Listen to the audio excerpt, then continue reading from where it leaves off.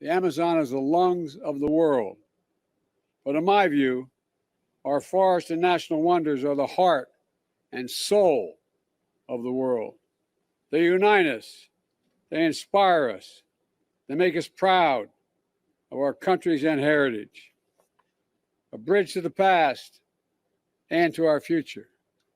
A birthright we pass down from generation to generation. The Amazon rainforest was built up over 50 million years. 50 million years. History is literally watching us now. So let's preserve this secret place for our time and forever, for the benefit of all humanity. Thank you very, very much.